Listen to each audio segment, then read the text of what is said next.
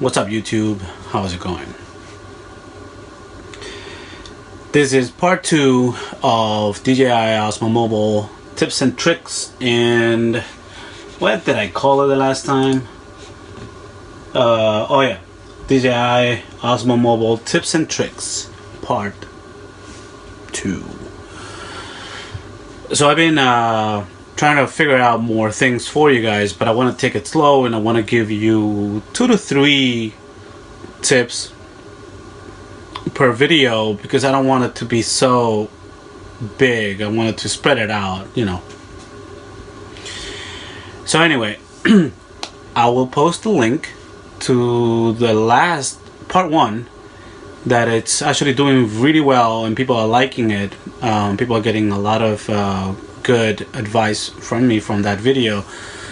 So the more you guys watch it and the more you subscribe and like it, then it makes me work harder on this and make it better. So I'll post a link to part 1 after the this video. Alright, let's talk about troubleshooting. Troubleshooting is the '1 thing about the DJI Osmo Mobile because it's kind of finicky still. I don't think it's robust. I don't think it's there yet. You know, it could be better and it will be better, but not yet. But it will be. So anyway, the first thing you want to do is every time you use this damn thing that I love, but it's finicky, like I said, quit all apps, kill everything, you know, everything. So if you're watching YouTube, quit it. If you're receiving text, quit that. If anything that has to do with video, if you're I don't know, whatever, quit everything that you're currently running and just run the DJI Go app by itself. That's the #1 thing you need to do. That's the one troubleshooting. The second one is, you know, I noticed that, like I said, the software is so it's brand new, specifically for all the phones that are out there. They have the iPhone 5, 6, 7, 8, 9, 10. So you know, the software will work, but it doesn't know you. It doesn't know how you're gonna use it. It doesn't know if you're gonna have a case, the specific weight. Some cases are, even though they're slim, they might have a little metal in it, like my case has a little metal plate in the back. It's slight, this big, that I can attach it to my magnetic little gadget that it holds my phone in the car. So every way is a little bit different in every phone. So I don't know, I think I saw my dog in there.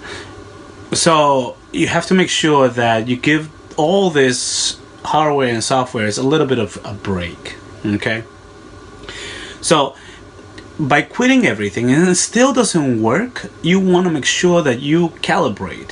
So you go to the little settings right there on DJI Go app and you calibrate the gimbal.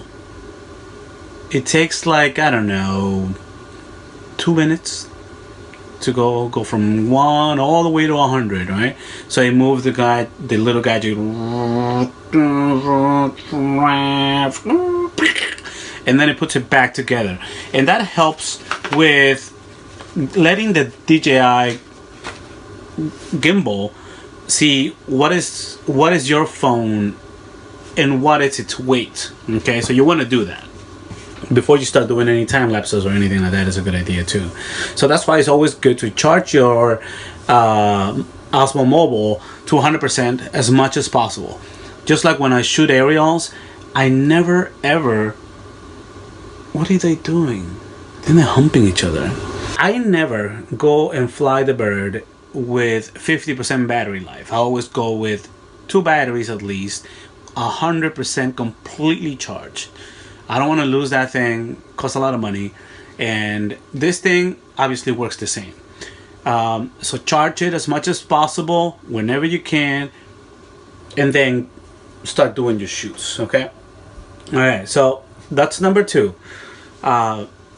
Calibrate, quit all apps, and we're good to go. The third part it's actually interesting. I didn't realize how important it was until I started getting into Final Cut Pro and doing videos, and how much the value of numbering and naming system of the videos came to play a part of my timeline. So there are two ways to download your movies from the DJI Go app, right? And this includes the Phantoms or any product DJI. It uses the DJI Go app. When you go to the preview button and then select the videos, you can download them or save them, right, into your phone. The problem is that once you do that, it creates this weird naming system, okay, that has nothing to do with what the hell I just recorded. It's a different naming system that is just weird.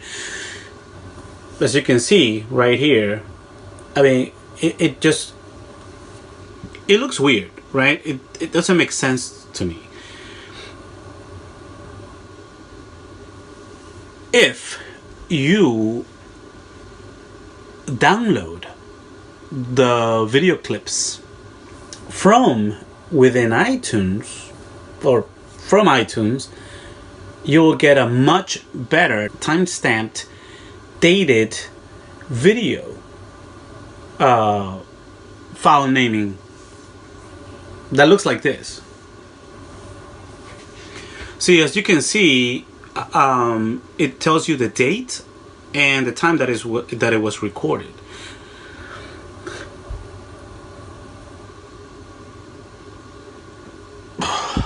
It's not going to have a much better quality or anything like that. It's that's something that I will cover on next part 3.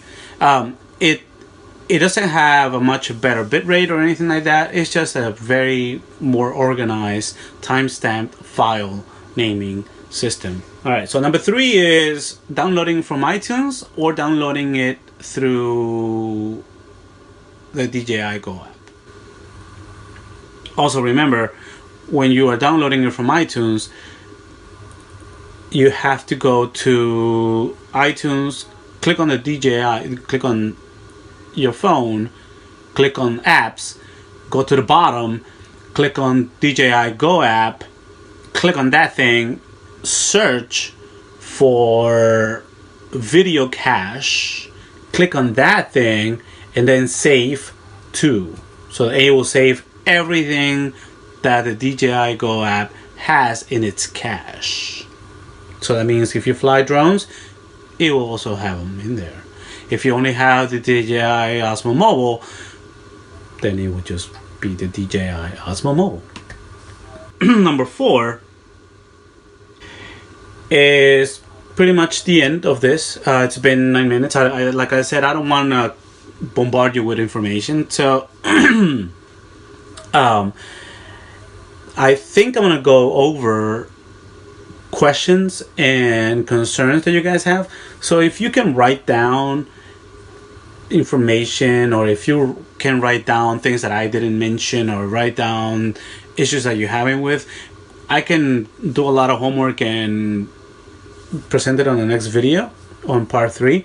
But I think part 3 is going to be more about Filmic Pro. What is the main difference between Filmic Pro and the video app from Apple, DJI Go, and that's it. So please don't forget to subscribe, to like, watch